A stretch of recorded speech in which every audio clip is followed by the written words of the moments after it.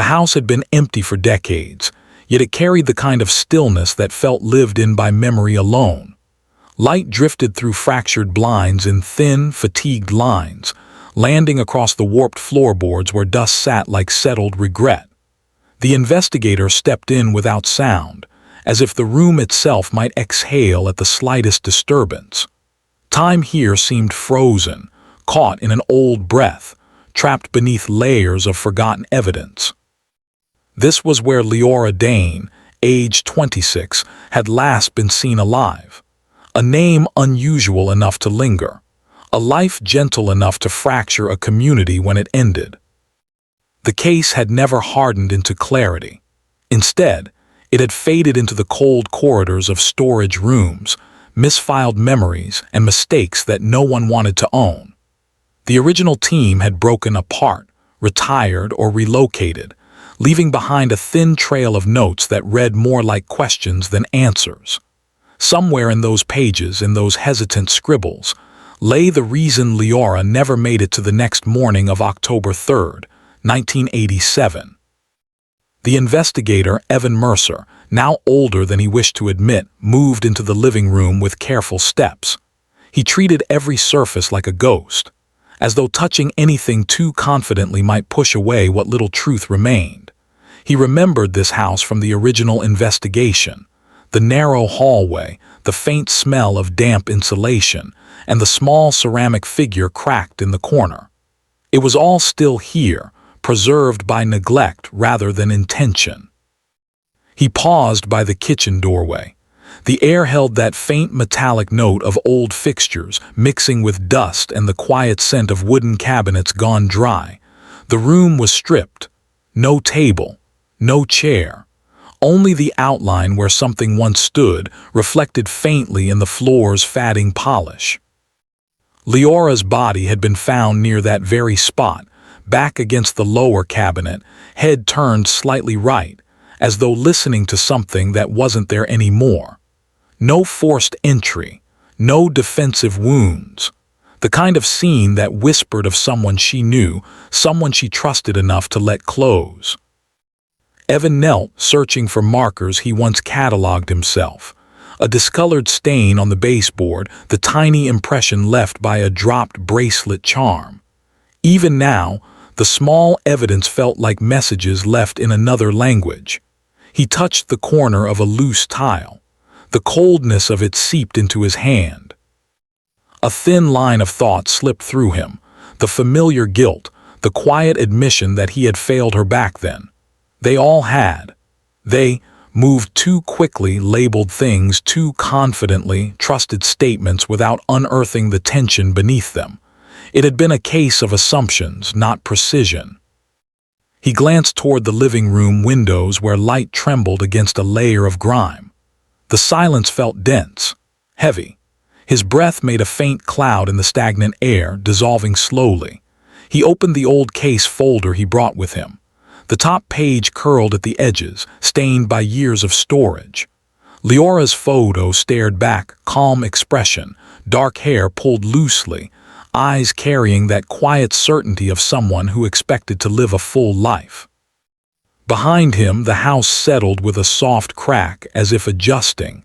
Evan didn't turn. The sound belonged to the structure, not to anything alive. He flipped the photograph over and saw the date stamp. September 1987, weeks before her death.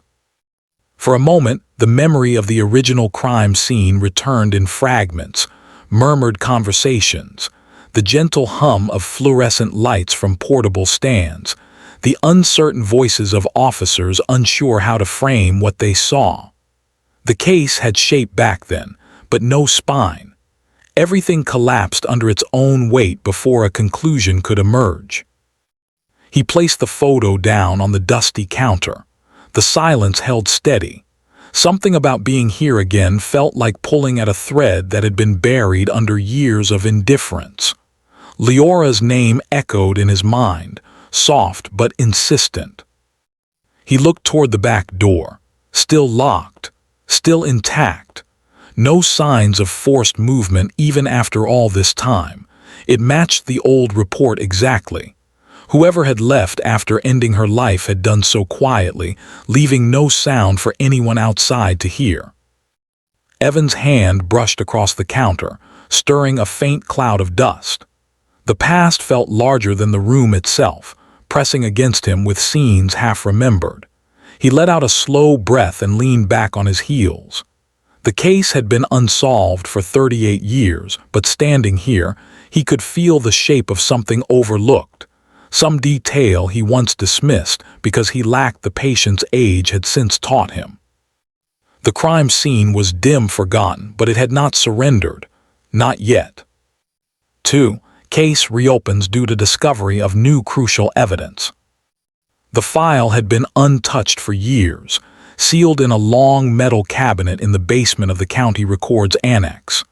A place most avoided, not out of fear, but because so many forgotten cases lived there that stepping inside felt like visiting a cemetery. The fluorescent lights buzzed faintly overhead, flickering with the persistent weakness of old wiring. Evan had returned to the annex 2 days before stepping into Liora's house again. He hadn't come with any expectation, only a sense that unfinished work tends to disturb sleep eventually. The clerk handed him the box without a word, as though the weight of the case didn't need language. Inside the box, the contents were familiar: photographs, typed statements, maps, evidence logs with marginal notes written in ink that had faded into soft brown. What he didn't expect was the small envelope wedged between 2 folders, sealed with tape yellowed from age. He hadn't seen it during the original investigation. There was no marking on the envelope except a date, 1994, 7 years after the case had already gone cold. No name, no initials, nothing to indicate who added it to the files or why it had been left unaddressed. Evan opened it carefully. Inside was a single photograph, black and white, grainy, slightly out of focus. Liora stood near a car, looking away from the camera, her posture tense. Behind her, in the blurred background, a silhouette leaned against a utility pole. Hard to identify, but the shape suggested a man, hands in pockets, head bowed, watching. The back of the photo carried a faint inscription, written in hurried strokes. "You missed this. No signature." Evan stared at those 3 words, feeling a slow shift inside him. It wasn't accusation.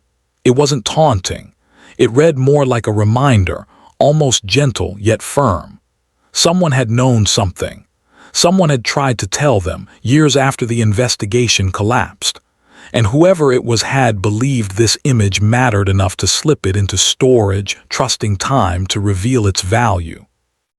He re-examined the silhouette in the photo, adjusting the angle beneath the harsh office light. Something about the stance felt familiar, though he couldn't place it. The posture lean, the shoulders held slightly unevenly, the angle of the left foot. Someone he'd seen before, but not recently enough for instant recall. The decision to reopen the case had been immediate. He submitted a formal request, citing newly discovered evidence.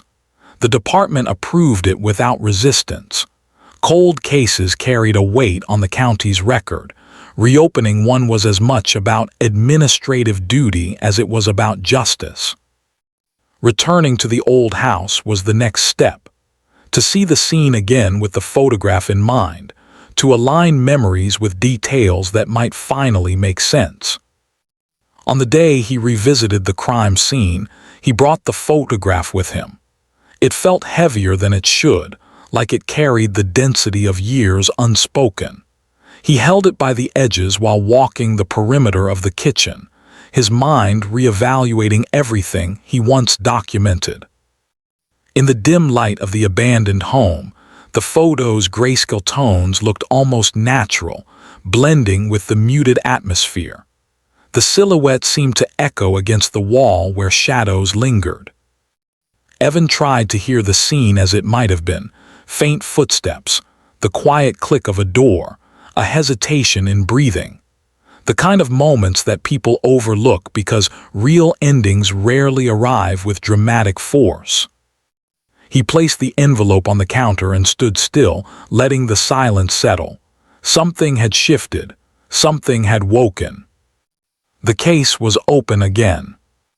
3 investigator examines, past reports to identify overlooked details. Evan set up in the cramped office assigned to reopened files. The room carried the dry scent of archived paper, mingled with the hum of a slow ceiling fan that never fully completed its rotations. He spread the documents across the desk, forming a timeline that had once felt solid but now looked fractured. He began with the earliest statements, the neighbors who heard nothing unusual, the mail carrier who delivered letters at 2:10 p.m., the friend who said Liora appeared thoughtful the day before. Words collected without depth, observations without context. He read slowly, letting each sentence breathe. The original report noted that Liora worked as a craft designer from home, selling handmade pieces at local markets. She lived alone. She kept to herself but wasn't reclusive. Her past held no conflicts, no history of disputes. The kind of life that felt quiet on the outside, though silence can hold entire storms. Evan paused on a detail in the second witness statement, an almost forgettable line. A neighbor mentioned seeing a car parked near Liora's home on the night before her death. A light-colored sedan. The witness couldn't recall the model, only that someone sat inside for a long time. In 1987, that had seemed too vague to pursue. Now paired with the new photograph, it felt less insignificant. He took notes, writing with a precise hand. Each overlooked detail felt like a small thread ready to be pulled. Another report caught his attention, the autopsy summary. No signs of force. Cause of death categorized under an undefined entry, one that indicated cessation without trauma.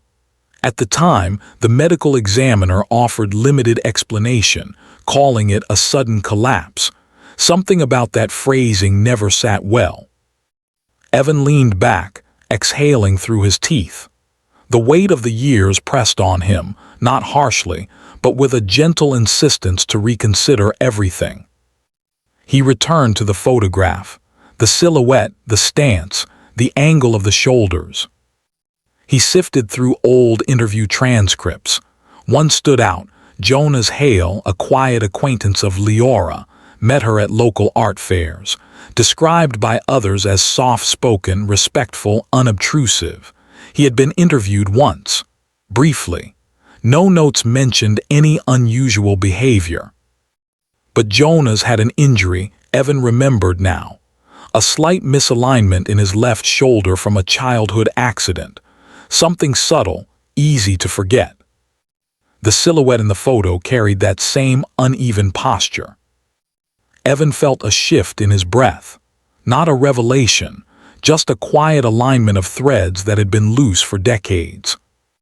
He turned back to the files, pace slow, meticulous.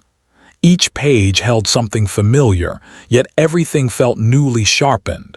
He wasn't searching for dramatic breakthroughs. Only the understated corrections time had preserved. The dust-scented office felt smaller as hours passed. The hum of the fan, the rustle of paper, the faint scratch of his pen, all formed a rhythm that held the investigation steady. Somewhere in these records lay the truth Liora never had the chance to speak. Evan arranged the names in a quiet line across his desk, each written on its own slip of paper. The gesture felt ritualistic, almost like placing markers on a map of forgotten terrain. He stared at them, letting the years compress into a single point of focus.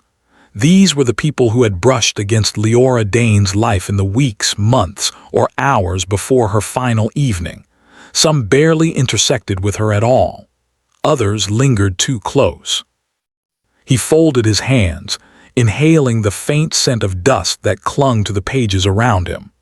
The room held an almost patient silence. Suspect 1, Jonas Hale. A familiar figure in the local craft market scene. A man whose posture seemed to match the silhouette in the photograph.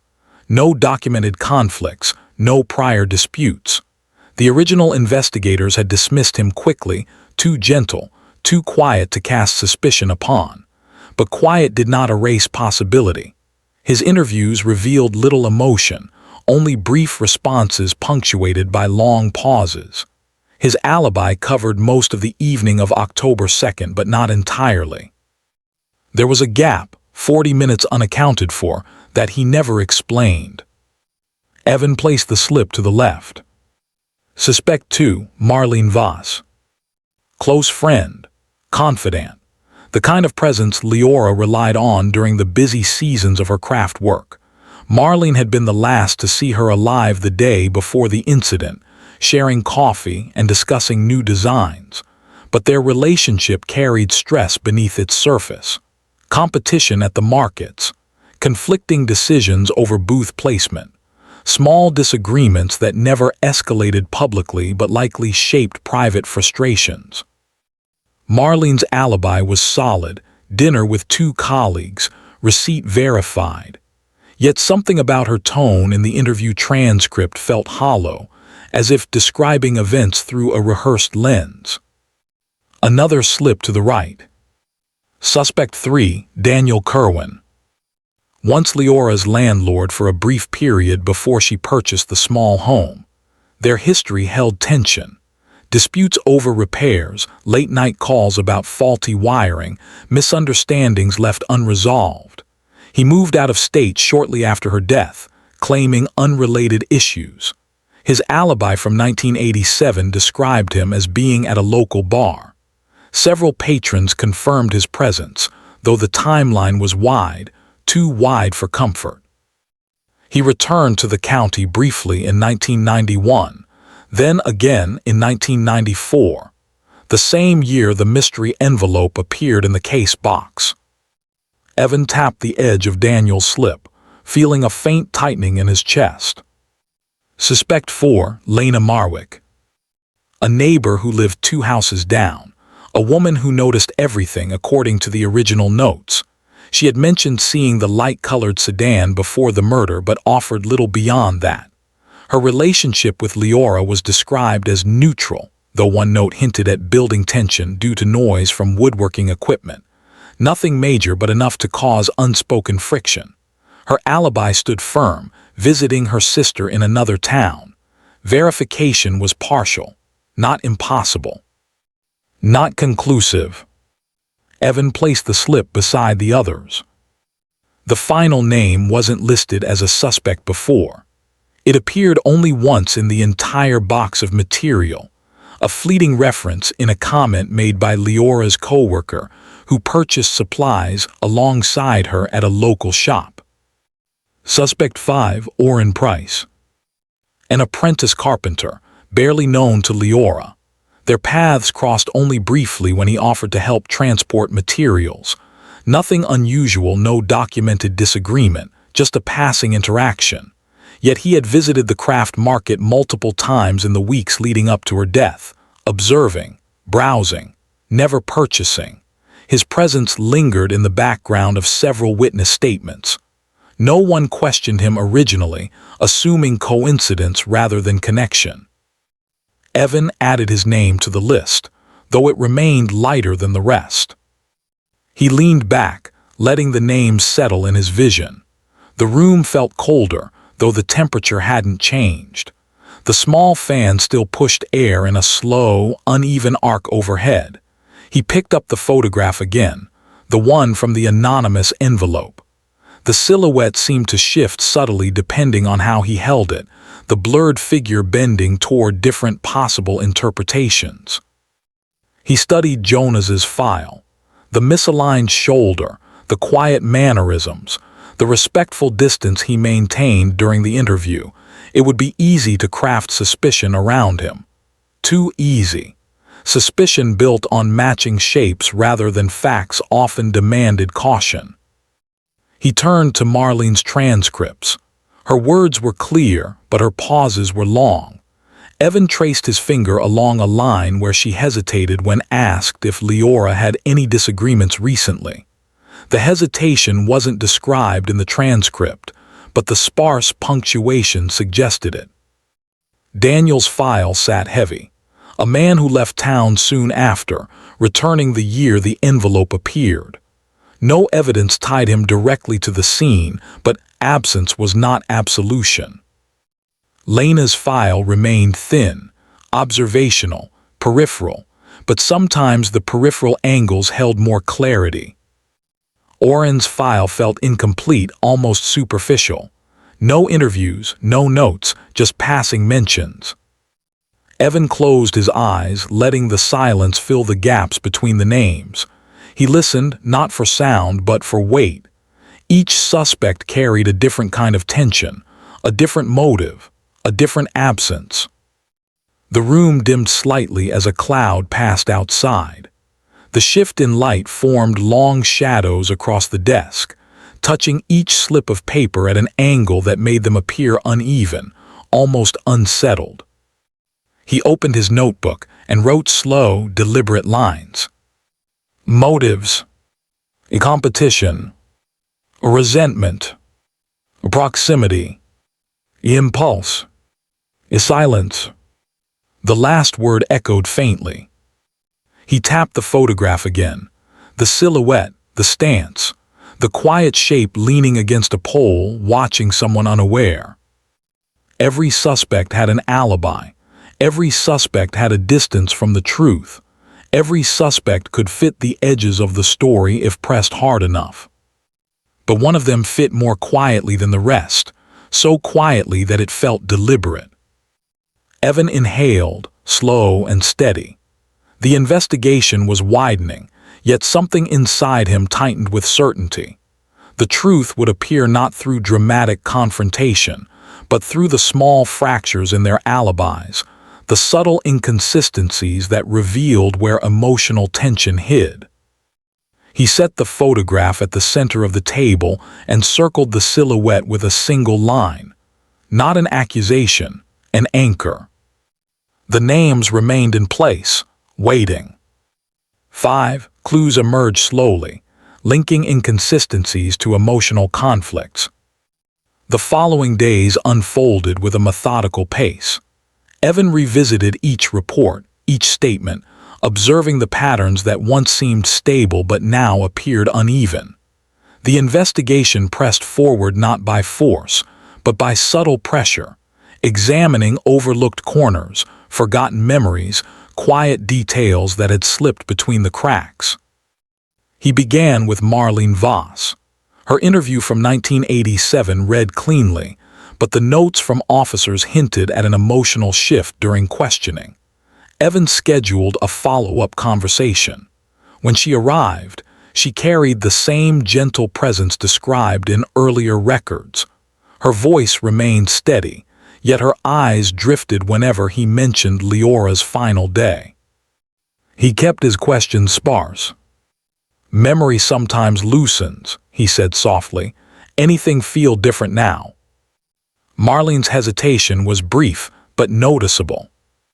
She seemed distant. "I thought she was tired." "Tired from work." Another pause. "No, tired from something else." Evan waited, silence stretched thinly. Marlene finally exhaled. "We argued a week before about a booth placement. It felt small, but she didn't like the way I handled it. A forgotten conflict, not violent, not severe, yet meaningful enough to create tension. Evan recorded it quietly. Emotional friction could shape decisions, change timelines, alter perceptions. Next, he spoke with Lena Marwick. Her recollections remained sharp despite the passing years. She remembered the sedan, the stillness of the neighborhood, the faint hum of a distant radio drifting through an open window. But when Evan pressed lightly on her alibi, she faltered. "I left town that afternoon," she said, "around 3. The original statement said she left at noon." A small inconsistency, a 3-hour shift, not enough to accuse but enough to question. He didn't push, he simply noted the change. He returned to the autopsy summary next. The phrasing, sudden collapse, bothered him. The language lacked clarity. He contacted the retired medical examiner, who answered the phone with a fatigue that seemed to match the age of the case. The examiner admitted the limitations of 1987 techniques. It could have been cardiac, he said, could have been induced by stress, hard to confirm back then. Stress. Evan underlined the word slowly. He cross-matched timelines, movements, small interactions. Patterns formed gradually, faint like pencil sketches. Liora had grown quieter in her final weeks. She declined market invitations. She skipped a workshop she normally never missed. Something had weighed on her, not fear, just weariness. He reviewed the craft market's sign-in logs from 1987. Jonas Hale had attended every weekend except one, the weekend before Liora died. In his interview, Jonas said he was unwell that day. No one verified the claim. Another thread. He studied Daniel's return to the county in 1994. He stayed only 2 days, the same 2 days during which the envelope was deposited into the records. Daniel had never contacted anyone from his past. No visits to old neighbors. Nothing documented. Another thread. Evan laid out the timeline on the wall, pinning each detail with thin metal tacks. The office lights cast faint reflections across the material. He stepped back, letting his eyes follow the pattern. Something subtle pulsed within the arrangement, like a whisper buried beneath the surface. Liora had interacted with each suspect in different ways, but only one had maintained a background presence, quiet, consistent, unnoticed. He looked again at Orrin Price's name, the apprentice carpenter, the man who helped her move materials once, the man described as observing the craft markets, the man no one questioned. Evan found no record of his alibi. He searched deeper. Orrin had no notable disputes, no history of conflict, but he remained near Liora's market booth multiple times, often at a distance. Witnesses described him as polite, soft-spoken, uncertain. He felt something toward her, perhaps. Admiration, maybe. Or something quieter, harder to interpret. Emotional undercurrents often went unseen until they pulled events out of balance. Evan retrieved the photograph once more, the silhouette leaning, watching. Orrin's posture had always been slightly tilted according to his file. A minor detail, but the weight of the shoulder, the stance, it differed from Jonah's, it differed from the others. Evan placed the photograph beside Orrin's name. Slowly, carefully, pieces began to align, not neatly, but naturally as though pulled by gravity. The inconsistencies weren't random, they formed a shape. One person had stayed at the edge of Liora's life, quiet, unintrusive, almost invisible. And sometimes the quietest presence carried the deepest shadows. The rhythm of the investigation changed subtly on the morning Evan reviewed the final stack of market logs. The paper felt brittle, edges worn from years of quiet storage. He traced the entries one by one, studying names that moved across the page like faint echoes. Vendors, helpers, visitors. Nothing unusual at first glance. But as he followed the dates leading into the week of Liora's death, a small detail emerged. A detail so understated that it had eluded the original team entirely. Orrin Price, listed not as a visitor, but as a volunteer assistant for a booth 2 spaces away from Liora's. Not once, but twice. One listing occurred the same weekend Liora appeared distant, according to Marlene's account. The second was the day before she died. Evan felt a quiet shift, A soft click of understanding, not dramatic, not sudden, but steady, like a puzzle piece finally meeting its shape. He cross-checked the log signatures. The handwriting was tidy, controlled, and unfamiliar. The name wasn't forged. The market owners confirmed the accuracy. Orrin had volunteered often in the late 80s, usually helping to carry materials for any vendor who needed assistance. It wasn't suspicious, not directly, but it placed him near Liora more consistently than anyone realized. Evan moved through the office in slow steps, following the paths on the wall-length timeline. Liora's final week glowed with tension now, her quietness, her canceled plans, her fatigue. He retrieved Orrin's old address records. They revealed something subtle. He'd lived only 4 blocks from her house in 1987, close enough to pass by often, close enough to observe without being seen. The photo from the envelope rested under a soft beam of afternoon light. He lifted it again, the silhouette leaning against the utility pole, watching, the posture firm but gentle, the shoulder tilt slight but present. He compared it to Orrin's employee card from an old workshop file. The alignment between the figures was not perfect, but human posture never is. What struck Evan wasn't the angle of the shoulder, but the expression in Orrin's eyes in the ID photograph. A quiet intensity, something held inward. He placed the 2 images side by side. The match wasn't certain, but the gravity around Orrin grew heavier. Evan reviewed the transcripts related to craftsmen who frequented the markets in the 80s. One vendor mentioned that Orrin kept to himself, but always watched the artists he admired. Another noted he seemed thoughtful, almost protective. Protective. Evan read the word twice. He leaned back, letting the fan's slow rotation push stale air across the room. Something unspoken had lived in the silence of this case for years. Something gentle, but tightly wound. He contacted Orrin for an interview. The man arrived quietly, shoulders slightly angled, steps soft. He had aged, hair thinning, expression weighted by the passing decades, but he carried the same calm presence described in the old witness notes. They sat across from each other in the small investigation room. The walls carried no artwork, only the soft hum of the overhead light. Evan kept the questions minimal. "You knew Liora?" A faint nod. "Yes, she was kind." "You helped her with materials?" Another nod. "Once or twice." The pauses between Orrin's responses felt natural, not evasive. But there was something else, a carefulness, as if he were measuring each word for its emotional weight. Evan placed the market logs on the table, Orrin's name written clearly, his shift assisting near Liora's booth. The dates lined up. Orrin studied them with a soft exhale. "I liked helping people," he murmured.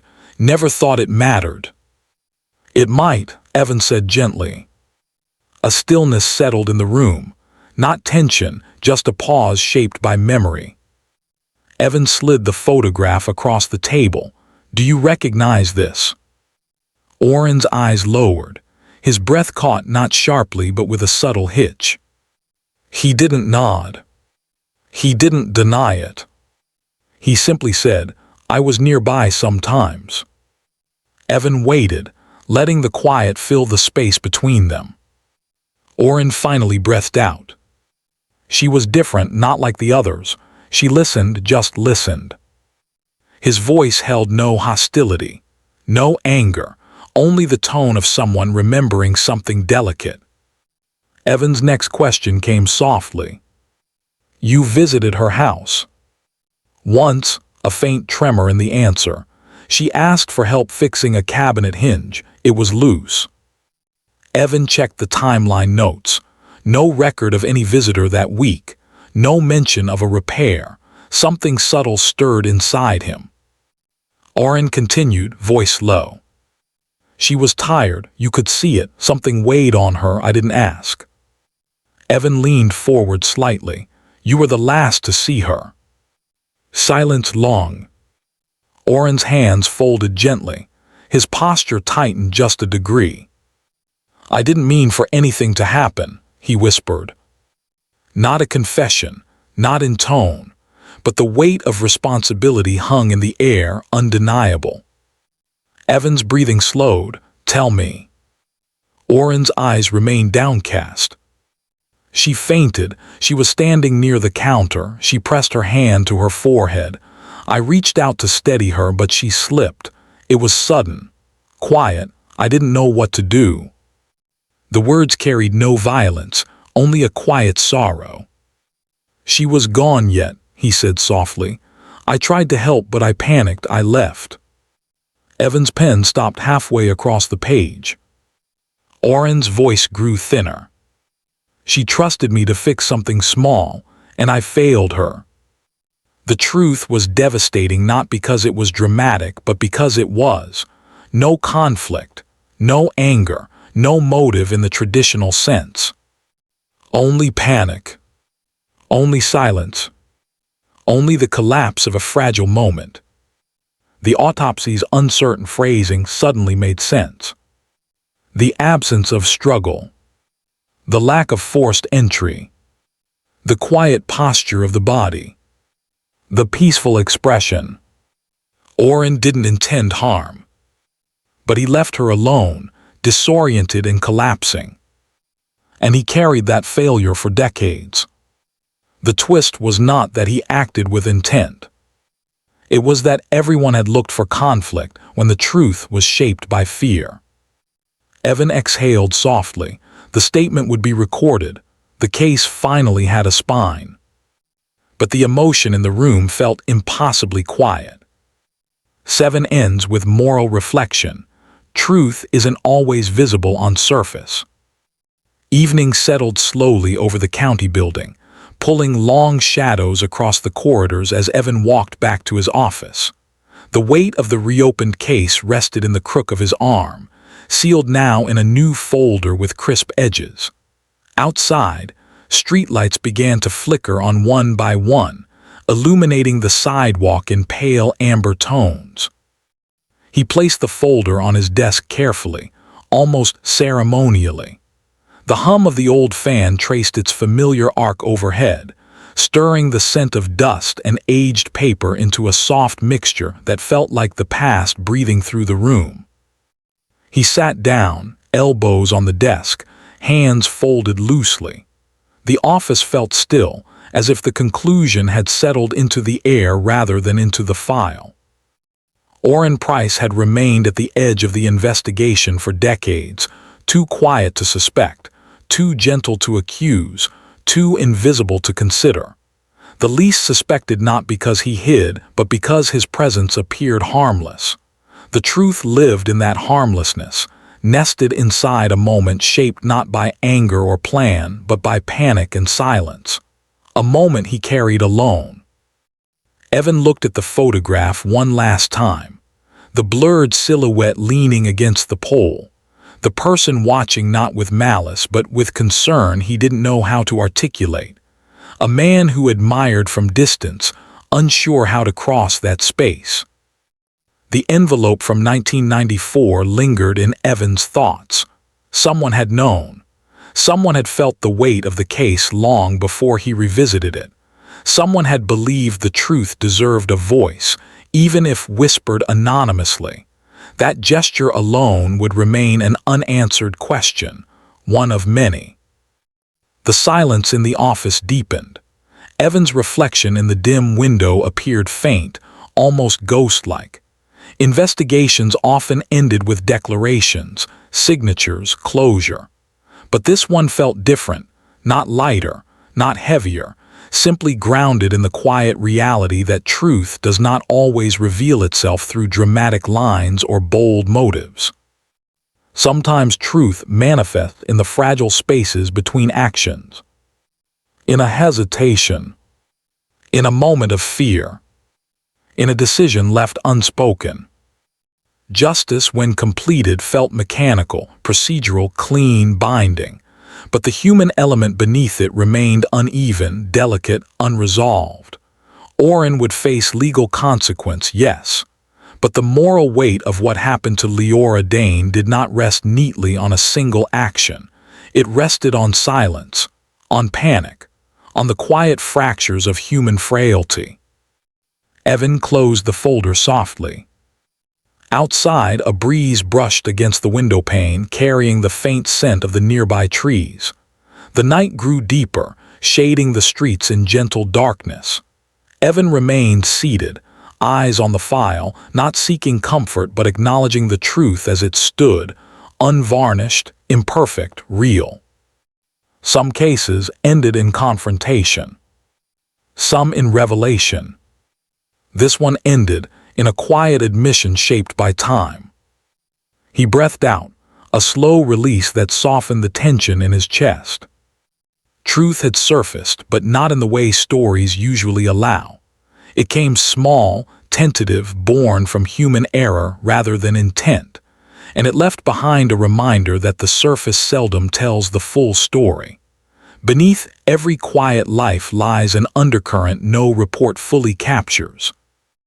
Evan rose, turning off the desk lamp. The office dimmed, shadows gathering across the room. He stepped out, leaving the folder behind. Not forgotten, just placed where it belonged. The hallway lights flickered. Footsteps echoed softly. And somewhere in the silence between steps, the lingering presence of Liora Dane remained.